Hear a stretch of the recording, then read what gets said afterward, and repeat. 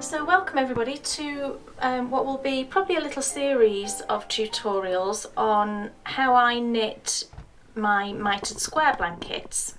Now there are lots of patterns out there for various different versions of this, but the one that I knit, I basically, I made up the square myself really. I just looked at all the different decreases, double decreases that you can do, and just played about with them until I found one that I liked, and then tried various different stitch counts as well, just to see again what size of square I preferred, and just the way that I was picking up stitches and all little things like that that are kind of different from one pattern to another. So this is my version of it, and to show you what I've done is I'm knitting up a worsted weight version of it.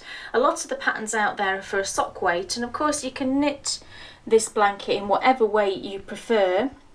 This particular one I'm using up my worsted weight scraps, which I think is a great use of them. I always have usually, a good amount of yarn left over from projects.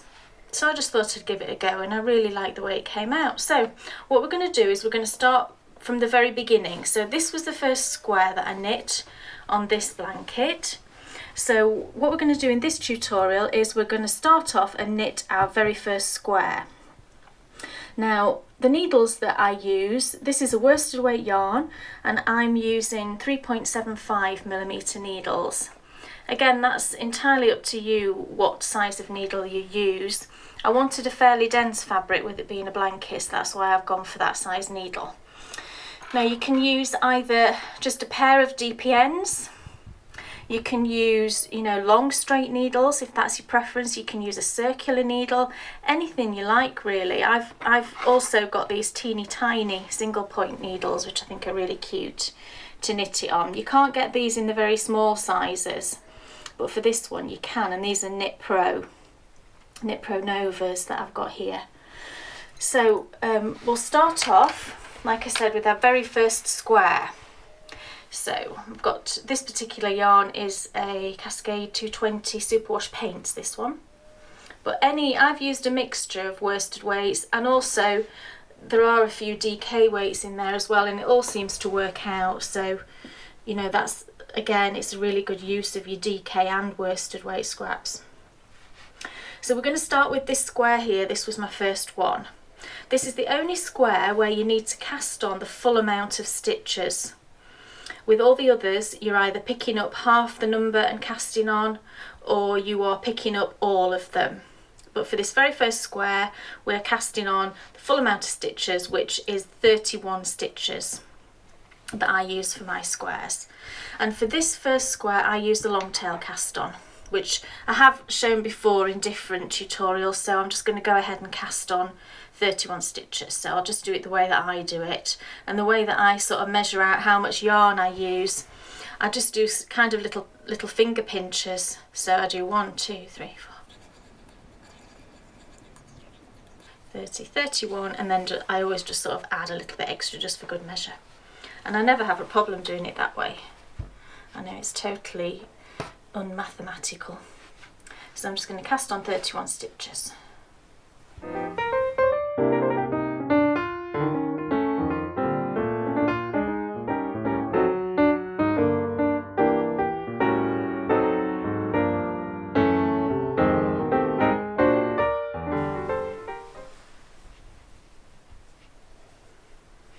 And that's 31, I'll just double check. 2, 4, 6, 8, 26, 28, 30, 31. And then I just trim off that excess tail. I always think it's better to have too much yarn than too little. So we just trim that off. And then we're ready to start. Now the first row, which is the wrong side effectively, it's just a knit row, so we just knit back on those stitches, so just knit across all of those stitches.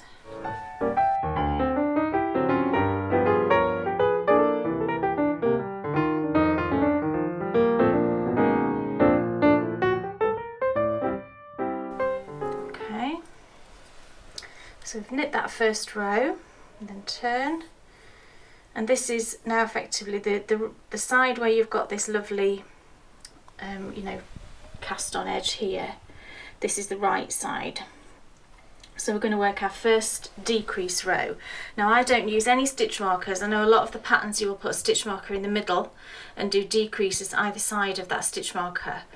It's just a personal preference. I didn't particularly like using a stitch marker, mainly because I was finding that I was getting like a tiny gap over the stitch marker. I just didn't really like that method. And also I find, I don't know, I just like the freedom of not having to use a stitch marker. But you do have to count, but it's not, I quite like that you've got to count. I find it quite soothing, just counting. And once you get going, even if you forget, it's very easy just to check where you are. So what we do is we knit 14.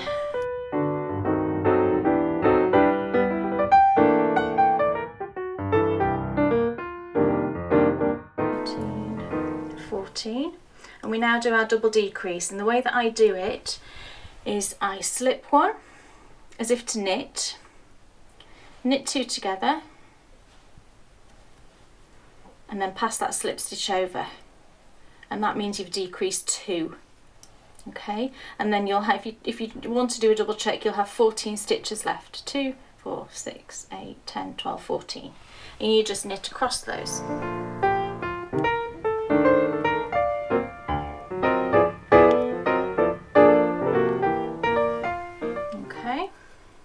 So that's your first decrease row done, and you can see the little decrease that you've produced just there.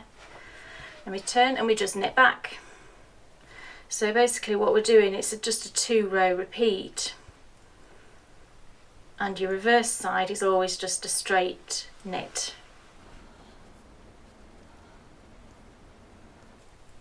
And it takes me probably maybe about 20 minutes to knit a square, something like that.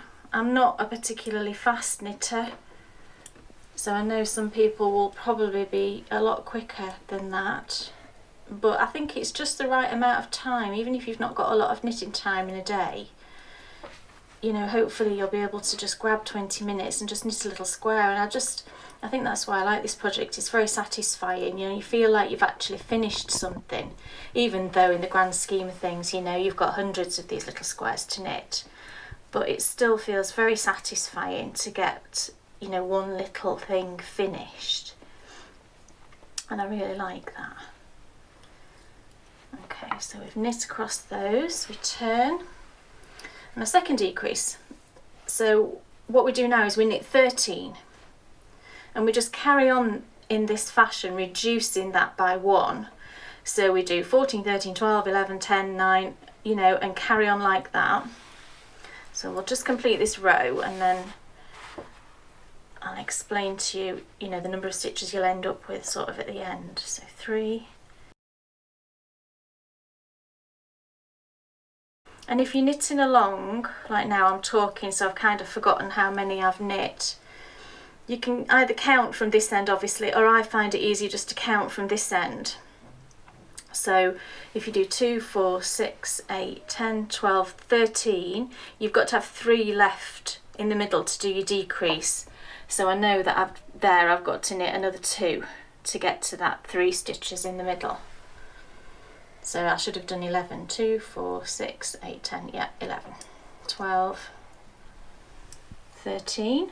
And then the decrease again is slip 1 as if to knit, knit 2 together, a slip stitch over, and then just knit to the end.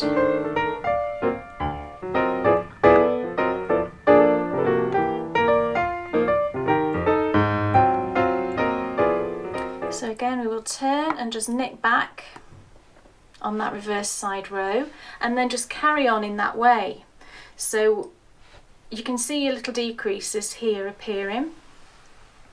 And another way of if you forget, you know, say you put it down halfway through and you forget what number of stitches you're on, if you like, you can count your decreases. So you can go 14, 13, right, I'm on 12, you know, or, you know, just count up to work out exactly what, you know, what row that you're on. So we'll carry on doing those 2 rows. You will end up where you've got 3 stitches, just 3 stitches left. So you will knit back on those 3 stitches, you will turn, and then you will just do your double decrease on those 3 stitches. So you'll slip 1, knit 2 together, pass slip stitch over, and that'll leave you 1 stitch, and then you just thread your yarn through that 1 stitch and you've finished your square. So I will carry on and knit this square, and we'll just come back at that point of the 3 stitches just so that I can show you just that very final bit. And then we will have finished our first square. So I'll see you in a minute when I've finished knitting. Okay, so we've now completed all of our square. We've got those last 3 stitches left. I've already knit across, knit back on them. So we're just ready for the very last decrease, which is, because you've only got 3 stitches left now, it's just purely the decrease. So we slip 1, knit 2 together, pass slip stitch over, and then we're just left with that 1 stitch on the needle. So we can now cut our yarn and leave a tail, because you'll be weaving that tail in. So I leave probably about 6 inches or so. Snip that, and then I just loop that through, and that's the square finished. So the other thing you will notice, the other thing that I don't do is I don't slip the edge stitches. A lot of the patterns will get you to slip those stitches because that's the stitches you use then to pick up. I don't do that just because I prefer to pick up from the garter edges. And I also find it just a bit simpler to knit, because quite often when I have to slip the first stitch, I will sometimes forget. And I just like the simplicity of this, in that I don't have to worry about slipping those edge stitches. So that's our first square finished, and that one is effectively our first square here. So what we will do on our next tutorial is we will work this square here. The way that I work my blankets generally is I do them in rows. I just did this sort of portion just to show you, but I will work this first row as long as I want the blanket, or as wide as I want the blanket, and then I'll go back and work the next row and the next row. I mean, you don't have to do that, obviously. If you want to work more in a square, you can do that. It's just the way that I prefer to do it. So I will work, the next square we will do is this one here, because with that one what we have to do is pick up stitches and then cast on some stitches. So we will do that one, and then we will move over to this square, because with this one we do the opposite. We cast on some stitches and then pick up stitches. So we will do those 2, and then we will do this one. This is the most common square that you will knit through the whole blanket, and this is where we pick up on both sides. So that's the different types. We will never, like I said before, we will never again have to cast on the whole number of stitches.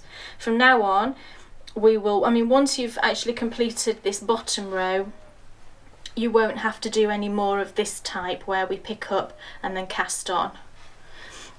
You will only have to do like the edge ones here. The majority, like I said, will be pick up, pick up. So that's the 3 other little portions that we're going to do. And then the final thing I will show you is just how I weave in my ends. If you look at the back here, I've left all the ends ready to be woven in. So that's the kind of last little bit that I will show you, just how I weave those in. So, but for now, that's the first little tutorial. So hopefully you can all get your first square done, and then we will work on the squares, if we call them 1, 2, 3, 4, squares 2 and 3, and then that final one. So I look forward to seeing you then.